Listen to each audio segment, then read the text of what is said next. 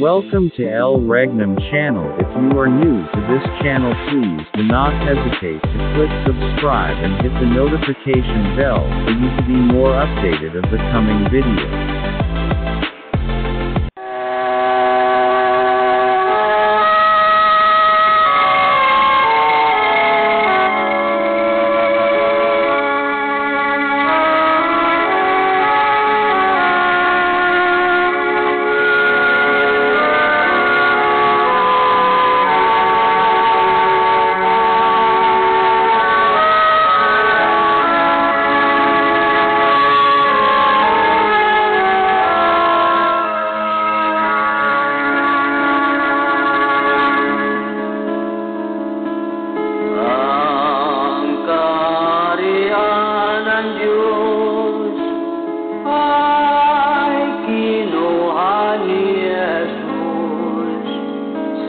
Lumang Jerusalem,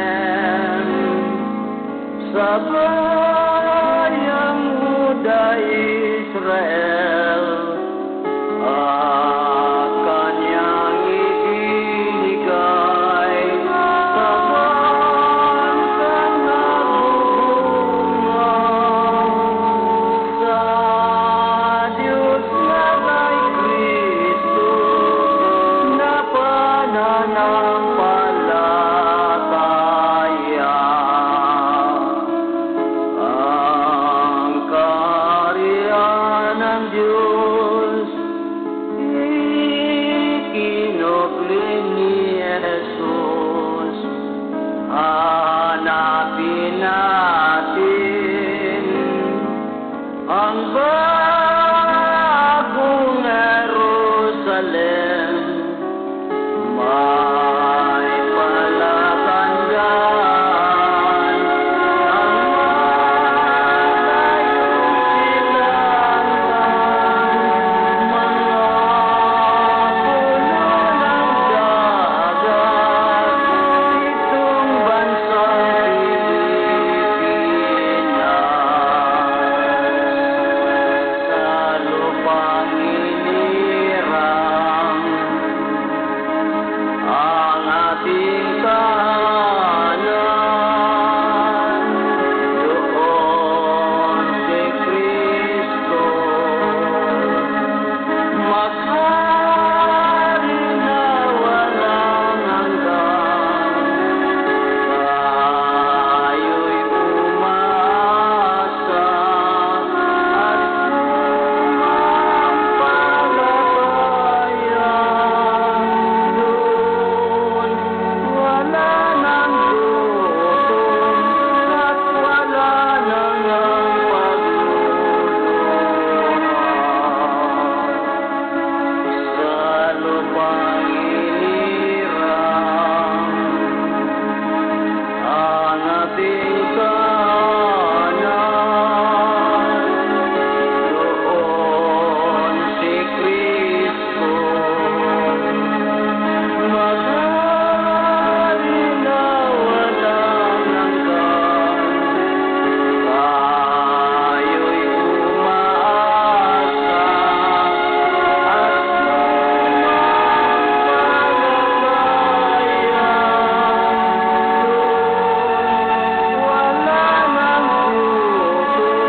wala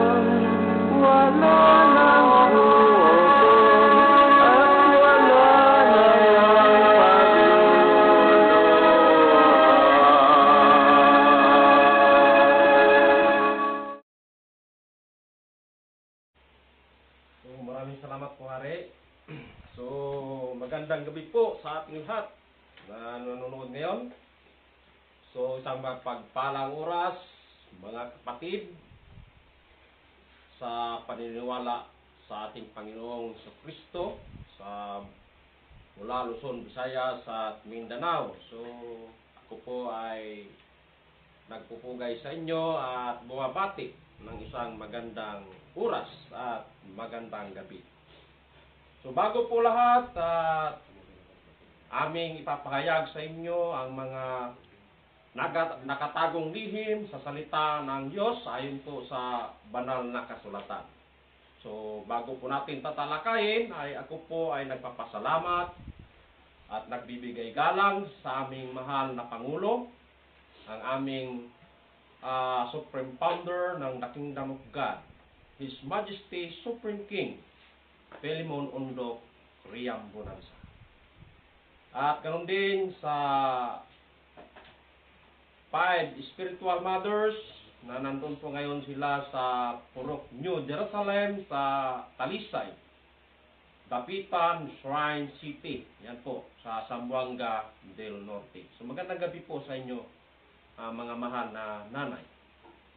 At ganoon din, ako po ay nagpapasalamat at pumupugay at nagbibigay galang sa aming mahal na Pangulo, na walang iba, ang aming mahal na Pangulo, Prinsipe Rocky Y. Riam Bonanza. Magandang oras po sa inyo, mahal na Prinsipe. Na siya po ang aming President sa The Royal Alpha Omega Ring Trading Corporation. At ganoon din sa kanyang kapatid na walang iba, Haring Adolfo B. Riam Bonanza. Maraming salamat po, magandang gabi. Na siya rin po ang aming President ng Philippine Deuterium Development and Management Corporation. So, yan po yung dalawang magkapatid na umahawak sa dalawang company sa loob ng kaharian ng Diyos. So, muli ako po ay bumabati mula Luzon, Visayas at Mindanao sa buong persa ng The Kingdom of God sa buong Pilipinas. So, nandyan po, binabati ko po sila, ang lahat ng mga 12 tribes sa kaharian ng Diyos. At ganoon din, ako po ay bumabati sa lahat ng mga 12 tribes at 12 apostoles sa buong Pilipinas, no? Luzon, Visayas, Mindanao po yan. Na isa po dyan na nakibilangan ng aming Regional Director sa Region 2. Walang iba, Haring Edgar Palor Ligoton. Magandang gabi po sa iyo, Hari. At ganoon din sa iyong Reyna na walang iba, Reyna Rose Padillo Ligoton. Magandang gabi po sa inyo lahat. At binabati ko po ang lahat din ng mga leaders sa loob ng kaharian ng Diyos na katawan ng Diyos, na mula ito sa mga municipal leaders o tinatawag na evangelista at mga barangay leaders na tinatawag na mga pastor at mga guro, no, na tinatawag ng mga purok leaders. So yan po ang katawan ng Diyos, no? Kung ating babasahin sa banal na kasulatan, no, Episo 4 verse 11 to 12. Pakibasa po natin, friends. So ayon sa Ito. Episo. Episo 4:11 hanggang 12. At pinagkalooban niya ang mga iba na maging mga apostol, at ang mga iba'y propeta, at ang mga iba'y ebanghilista, at ang mga iba'y pastor, at mga guro. Yun. 12. Sa ikasasakdal ng mga banal, sa gawaing paglilingkod sa ikatitibay ng katawan ni Ni Kristo. Kristo. So yan po ang aming binabanggit dito sa loob ng kaharian ng Diyos, sapagkat yan po ang papatunay na yung katawan ni Kristo. So nandyan na po, no? Na nagpapahayag tungkol sa mabubuting balita sa kaharian ng Diyos. Kaya muli ako ay nagpapasalamat sa buong pamilya o royal family ng mga Riam Bonanza, no, sa kaharian ng Diyos. Kaya muli ako po ay nagpapasalamat sa lahat ng mga nanonood sa kaorasan na ito. Dito po kami ngayon live sa Kingdom of God, no? Region 2 official. Sa pamamagitan ng aming regional director na walang iba, Haring Edgar Palorligoto.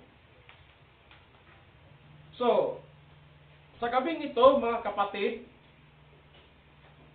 ako po ang inyong lingkod na nagpapahayag sa gabing ito na walang iba, Haring Roger Pagumpana, upang ipaparating po namin sa inyo yung mga nakatagong lihim na nakasulat sa banal na kasulatan. So ano ba yung nakatagong lihim? Isa dito po, mga kapatid, yung tinatawag na Kingdom of God.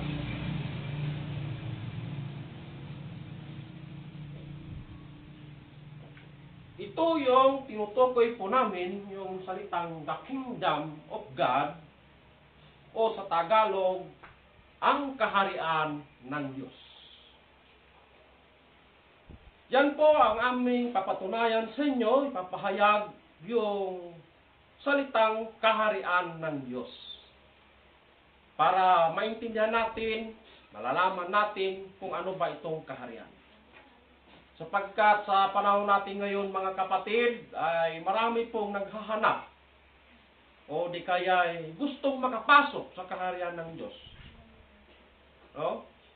Sapagkat yan po ang ating inaasam ng bawat isa sa atin na mayroong pananampalataya sa Diyos. Kahit anuman tayong sikta na ating napasukan, kundi ang ating hinihingi sa Diyos na makapasok tayo o makasama tayo sa kaharian ng Diyos. So bagaman ito ay binigyan lahat ng mga iba-ibang implementasyon o direksyon na tungkol sa kaharian ng Diyos, no? Na ang iba naman ay nagsasabi na ang kaharian ng Diyos ay nandun po yan sa taas ng langit. Isa po dyan na pinapatunayan din nila naman. So, yung iba naman ay pinapatunayan din naman na ang kaharian daw ng Diyos ay nasa puso ng tao. So yan po ay ating lilinawin, no? Para mapaliwanagan o maliwanagan ang ating mga isipan kung ano ba itong salitang the Kingdom of God o kaharian ng Diyos. So pag binanggit po natin the Kingdom of God o kaharian ng Diyos, ang tanong, sinong may-ari? Ha? Ang may-ari ng kaharian ng Diyos ay walang iba yung Diyos na ating binabanggit. So ang tanong, mga kapatid, sino ang nangaral tungkol sa kaharian ng Diyos? Walang iba ang ating Panginoong Hesus. No? Siya ang may-ari o siya ang nagsigaw tungkol sa mabubuting balita sa kaharian ng Diyos. Ang tanong, tunay ba na yan ang sinigaw ng ating Panginoong Hesus?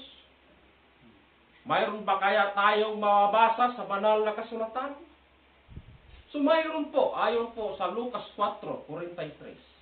Pakibasa po natin. Okay. Ganito po ang mababasa ayon po sa banal na kasulatan. Datapwat sinabi niya sa kanila, dapat namang ipangaral ko sa mga ibang bayan ang mabubuting balita ng kaharian ng Diyos, sapagkat sa ganito ay sinugo ako. So napakaliwanag po ang ating narinig mula Luzon, Visayas at Mindanao na ang may-ari ng the Kingdom of God, yung kaharian ng Diyos, na sinisigaw ito ng ating Panginoong Hesus. Ang tanong, saan po niya ito isinigaw? Doon kaya sa langit, sa taas ng langit, o doon kaya sa puso ng tao? Ang kaharian ng Diyos na isinigaw ng ating Panginoong Hesus Walang iba. Doon po yan sa isang bansa na tinawag na Israel.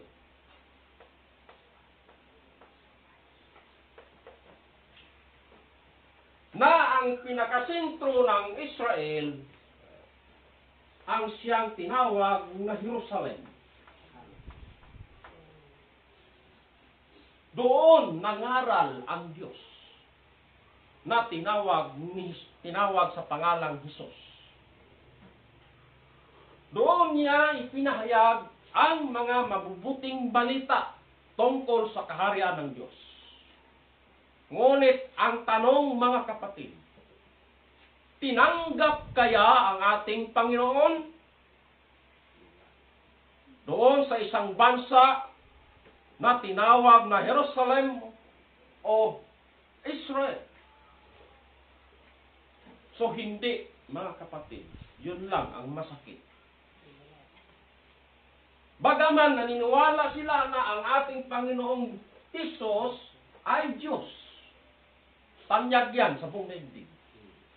Ngunit ang tanong, tinanggap kaya ng mga tao doon sa Jerusalem o tinawag na Israel? Sapagkat doon nag-umpisa ang istorya ng Diyos. Doon nag-umpisa. Sino ang ginamit?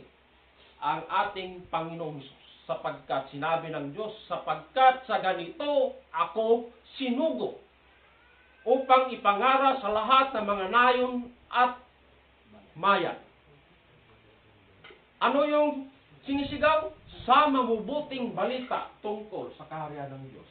Ngunit, hindi man ito tinanggap. Yan lang ang masama na ating nalalaman. Bakit nasabi kong masama na ating nalalaman? Sapagkat imbis na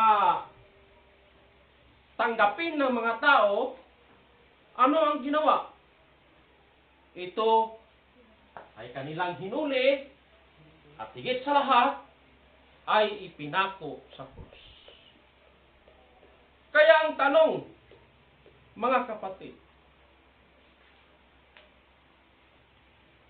ang kaharian ng Diyos na doon ipinangaral sa bansang Jerusalem, ang tanong, umalis kaya ang Diyos doon? Umalis, bakit? Kung ating babasahin sa banal na kasulatan, ayon po sa mabasa sa Lucas 13:34 hanggang 35, tingnan natin yung Diyos doon sa Jerusalem. Ano ang sinabi ni Jesus? So ganito po mababasa ayon po sa banal na kasulatan. O Jerusalem, Jerusalem, na pumapatay sa mga propeta at bumabato sa mga sinugo sa kanya. Makailang inibig kong tipunin ng iyong mga anak, na gaya ng pagtitipon ng inahing manok sa kanyang sariling mga sisiw, sa ilalim ng kanyang mga pakpak, at ayaw kayo? Loy? Sa 35, narito, sa inyo'y iniwang walang anuman ang inyong bahay, at sinasabi ko sa inyo, hindi ninyo ako makikita, hanggang sa inyong sabihin, mapalad ang pumaparito sa pangalan ng Panginoon. Napakaliwanag po, mga kapatid, ang sinabi ng ating Panginoong Hesus doon sa isang bansa na tinawag na Jerusalem. O Jerusalem, Jerusalem, narito ang inyong bahay, aalis na ako sa inyo at hindi nyo na ako makikita. Ibig sabihin, mga kapatid, yung kaharian ng Diyos doon sa bansang Jerusalem ay nawala. Bakit? Alisin ko sa inyo ang kaharian ng Diyos ayon sa sinabi ng Diyos. Matthew, basa natin. Matthew 21 verse 42 hanggang 43. Ano ang sinabi ni Jesus? So ganito po ang mababasa ayon po sa banal na kasulatan. Sinabi sa kanila ni Jesus, kailan may bagay hindi ninyo nabasa sa mga kasulatan? Ang batong itinakwil ng nangagtatayo ng gusali ay siya ring ginawang pangulo sa panulok. Ito'y mula sa Panginoon at ito'y kagila-gilala sa harapan ng ating mga mata. 43. Kaya nga sinasabi ko sa inyo, aalisin sa inyo ang kaharian ng Diyos at ibibigay sa isang bansang nagkakabunga. Napakaliwanag po, mga kapatid, Luzon, Visayas at Mindanao o buong Pilipinas. Pinapatunayan ng ating Panginoong Hesus na sinabi niya, aalis na ako sa inyo at hindi nyo na ako makikita. Ang tanong, mga kapatid, yung kaharian ng Diyos na doon sana itayo sa bansang Jerusalem, inalis ng Diyos. Ngayon, ang tanong, mga kapatid, saan po ito niya ibibigay? Sapagkat sinabi, alisin sa inyo ang kaharian at ibigay sa isang bansa nga nagkakabunga. Yan po ang ating hanapin ngayon kung saang bansa po ito ibinigay sapagkat binigyan po niya ito ng direksyon. Binigyan niya ng direksyon. Isang bansa nga nagkakabunga. Now, patunayan po natin, anong bansa kaya ito? Mga kapatid, ano ang kanyang ibinigay na direksyon? Basahin po natin. Matthew 13:33. Pakibasa, friends. So ganito po ang mababasa ayon po sa banal na kasulatan. Sinalita niya sa kanila ang ibang talinhaga. Ang kaharian ng langit ay tulad sa lebadura na kinuha ng isang babae at itinabo sa 3 takal na harina. Ngayon, hanggang sa ito'y nilabidurahang lahat. Sabi ng Diyos, ayon sa kanyang direksyon, bagaman bansa ang sinutukoy, na alisin ko sa inyo ang kaharian ng Diyos sa bansang Jerusalem at ibigay sa isang bansa na nagkakabunga. Ngayon, isang bansa ang tinutukoy. Kung mag-research tayo ngayon, na ang bansa ay mayroon po itong 300 nation of the world. Sipin mo, isang bansa lang ang binigyan ng Diyos. Ngunit mayroong direksyon. Sabi ng Diyos, ibigay sa isang bansa nga nagkakabunga. Kaya nga yung kaharian ng Diyos na inalis doon sa bansang Jerusalem, sapagkat sinabi niya sa lahat ng mga tao, kung ating babasahin niyan sa Matthew 6:33, pakibasa ng ating friend. So ganito po ang mababasa ayon po sa banal na kasulatan. Dadapot hanapin muna ninyo ang kanyang kaharian. Ang kanyang kaharian. At ang kanyang katwiran. At ang lahat ng mga bagay na ito ay pawang idaragdag sa inyo. Ayun, maliwanag po mga kapatid. Sabi ng Diyos, hanapin nyo muna ang kaharian ng Diyos.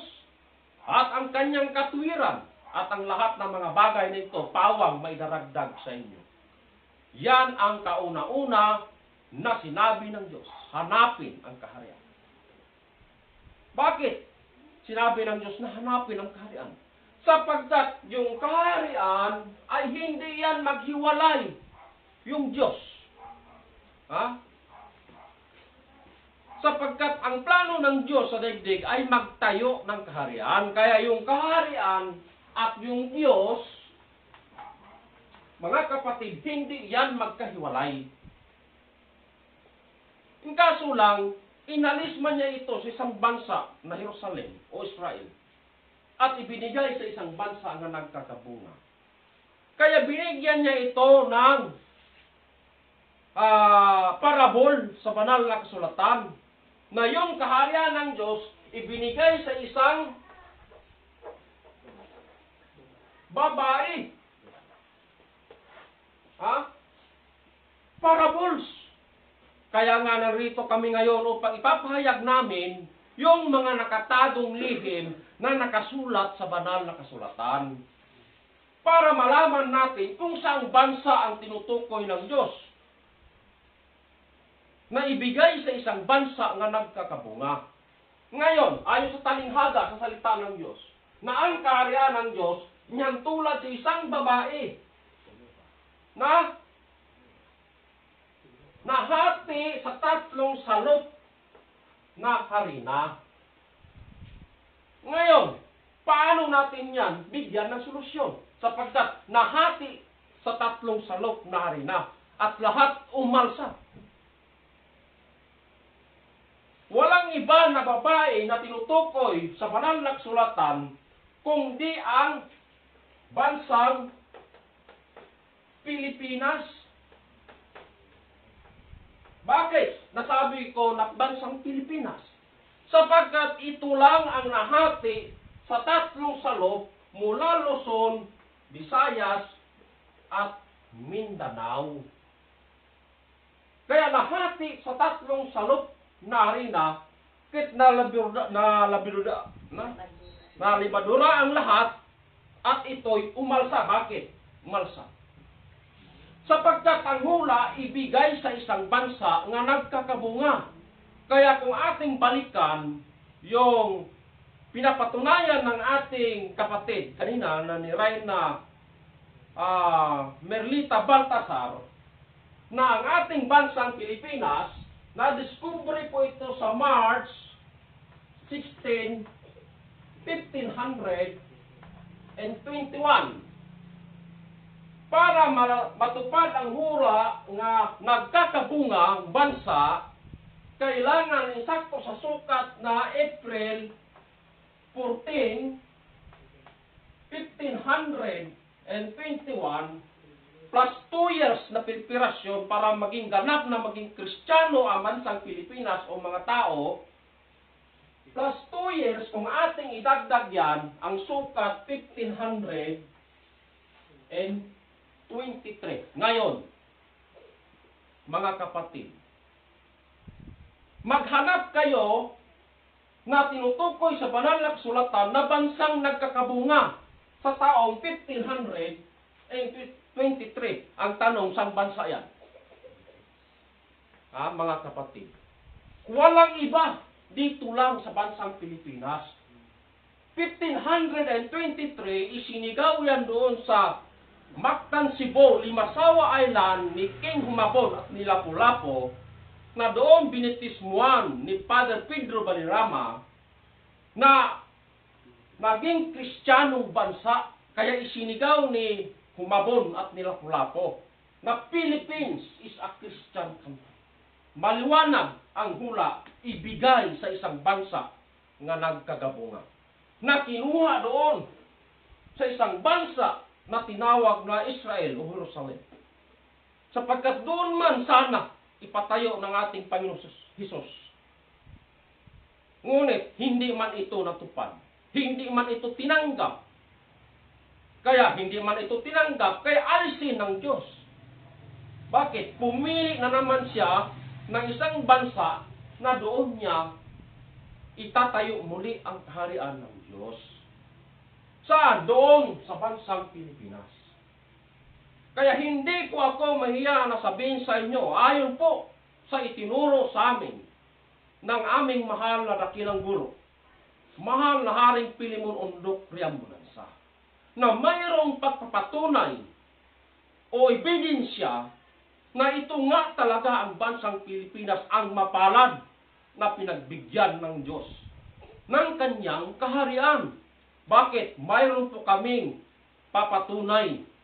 So, totoo bang mayroon? Mayroon. Mababasa po yan sa banal na kasulatan. Bakit ibasa po natin? Ayon po doon sa Matthew 22, verse 23 hanggang 30. Pakibasa natin, friends. So ganito po ang mababasa ayon po sa banal na kasulatan.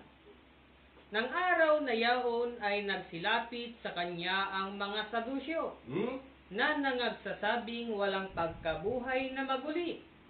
At siya'y kanilang tinanong. Sa 24 na sinasabi, Guro, sinabi ni Moises, kung mamamatay na walang mga anak ang isang lalaki, ay magagasawa ang kanyang kapatid na lalaki sa asawa niya at magkakaanak sa kanyang kapatid na lalaki. Tuloy. 25, nagkaroon nga sa amin ng 7 magkakapatid na lalaki at nangasawa ang panganay at namatay. At sapagkat hindi siya nagkaanak, ay iniwan niya ang kanyang asawa sa kanyang kapatid na lalaki. Tuloy. 26, gayon din naman ang nangyari sa pangalawa at sa pangatlo hanggang sa ikapito. 27, at sa kahuli-hulian nilang lahat ay namatay ang babae. Tuloy. 28, sa pagkabuhay ng maguli, sino kaya doon sa 7 ang magiging asawa? Sapagkat sila'y naging asawa nilang lahat. 29, ngunit sumagot si Jesus. Ano sinabi ni Jesus? At sinabi sa kanila, nangagkakamali kayo sa hindi pagkaalam ng mga kasulatan, ni ng kapangyarihan man ng Diyos. Sa 30, sapagkat sa pagkabuhay na maguli, ay hindi na mga gaasawa, ni mga pagpapag-asawain pa, kundi gaya ng mga anghel sa langit. Sa langit. Maliwanag po ang itinuro ng Diyos. Bagaman dito ay sinabi niya, ibigay sa isang bansa nga nagkakabunga. Ngayon, bigyan tayo naman ng direksyon. Ayon sa nakahula sa banal na kasulatan. So, ayon po sa sinabi ng Diyos, ibinigay niya ito sa isang babae, yung kaharian ng Diyos. Kung saang bansa ito tinutukoy. Sabi ng Diyos, yung babae ay nag-asawa ng 7 na magkakapatid. No? So, halimbawa, kung ating ipalagay sa panahon ngayon, literal yung isang babae nag-asawa ng 7 magkakapatid pa naman. Ang tanong, mga kapatid, hindi kaya gulo? O hindi kaya magkagulo? Doon pa nga lang sa isa, gulo na eh. Kaya ito po ay parabol kung nasaan ang kaharian ng Diyos. Kung saan niya ito ibinigay. Kaya, papatunayan ko sa inyo mga kapatid, na ayon sa itinuro ng aming mahal na dakilang guro, mahal na Haring Pilimon Undok Remorensa, na yung babae na nag-asawa ng 7 magkakapatid, ito po ay hindi literal. Ito po ay talinghaga o hinula ng Diyos o propesiya. Para mahanapan natin na kung saang bansa ito ibinigay.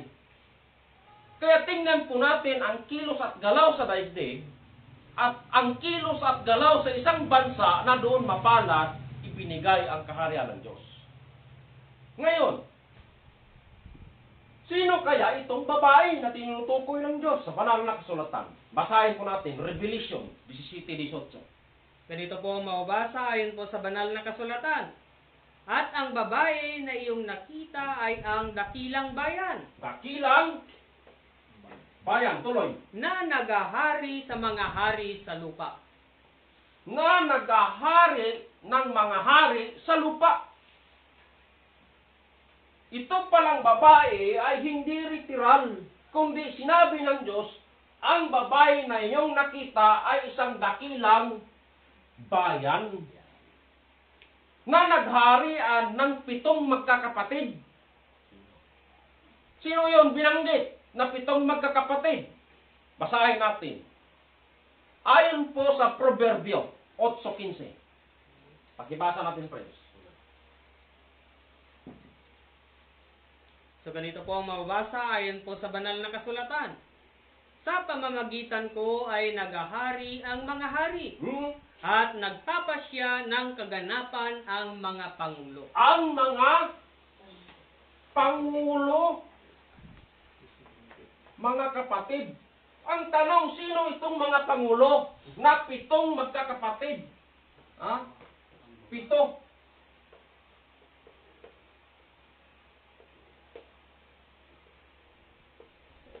Yan ang naging asawa ng babae.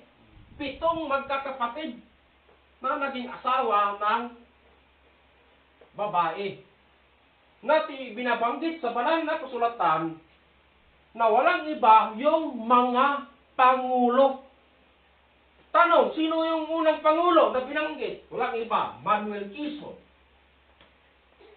Pangalawa, Manuel Rojas. Pangatlo, Elpidio Quirino. At ang pang-apat, Ramon Magsaysay. At ang pang-5, Carlos Garcia. At ang pang-6, Diosdado Macapagal. At yung pang-7, Ferdinand Marcos. 7 magkakapatid ang naging asawa ng babae. Yan ang tinutukoy sa parabol sa kasulatan na kung saan ibinigay ang kaharian ng Diyos doon sa isang bansa nga nagkakabunga. Ngayon, binigyan pa niya ito ng matibay na ebidensya kung paano ang kilos at galaw doon sa isang bansa na yan. Ayon sa parabol, na yung babae na yung nakita ay siyang dakilang bayan. Ano yung dakilang bayan? Walang iba, ang ating bansang Pilipinas. Mga kapatid. Ngayon, ang tanong ko po sa inyo, saan po ito naganap?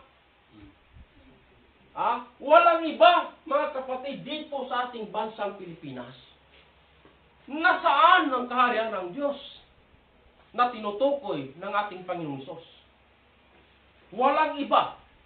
Hindi po mahiya, mga kapatid, na ang ating bansang Pilipinas ang mapalad na pinagbigyan ng kaharian ng Diyos ayon sa kanyang mga prophecy o parabol sa banal na kasulatan. Kaya nga, mga kapatid, kami po ay nagpapasalamat unang-una sa aming mahal na Supremo, na siya po ang nagtuturo, na nagpapahayag sa kaharian ng Diyos, sapagkat hinahanap natin yung kaharian ng Diyos, wala na doon sa isang bansa na tinawag na Jerusalem. Nasaan na? Dito na sa ating bansang Pilipinas ang bagong Jerusalem. Bagaman hindi man ito matawag na luma kung walang bago. Kaya nga yung bago, kung paano doon ang diwa ng kaharian, kailangan dito sa bagong Jerusalem ay pareho yung diwa sa kaharian. Bakit? Sapagkat yun pa rin ang isisigaw ng Diyos. Sapagkat yun ang kanyang utos. Bakit? Diyos man naman ang magtayo lang ng kaharian ng Diyos. Kaya hindi pa ako mahiya na sabihin sa inyo na ang ating bansang Pilipinas, ito ang mapalad na pinagbigyan ng Diyos ng kanyang kaharian. Kaya nandito po kami walang sawa na magpapahayag sa inyo na ang kaharian ng Diyos, ang istorya ng Diyos, wala na doon sa bansang Jerusalem, nandito na sa isang bansa na tinawag na Pilipinas. Kaya muli, ako po ay nagpapasalamat sa aming mahal na Pangulo na walang iba, na walang sawa, na nagbibigay sa amin ng katuruan, no nagpapahayag, mahal na Prinsipe Rocky Y. Riambulas. At ganoon din, na nagbibigay sa amin ng mga karagdagan upang higit naming maunawaan, na aming naintindihan. Ako po ay nagpapasalamat din sa aming regional director, lang iba, Haring Edgar Palor Ligoto. Kaya muli, buong pwersa ng The Kingdom of God, Luzon, Visayas at Mindanao, ako po ay nagbibigay sa ating lahat ng magandang oras o nagpapasalamat sa lahat mula Luzon, Visayas at Mindanao. Ako po ang iyong lingkod sa kaorasan na ito, Haring Roger Pagumpana, at sa lahat ng aking mga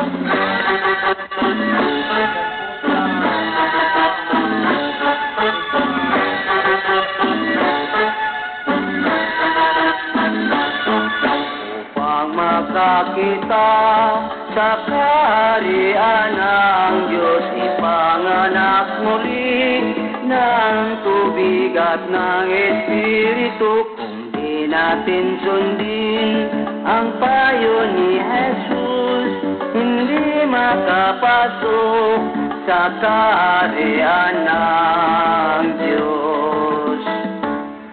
Ang katotohanan, kalayaan ng tao, ito'y nagbibigay ng sagana at habang buhay. Magsisamba tayo sa Diyos Espiritu, ang kaharian niya ay mamanahin natin.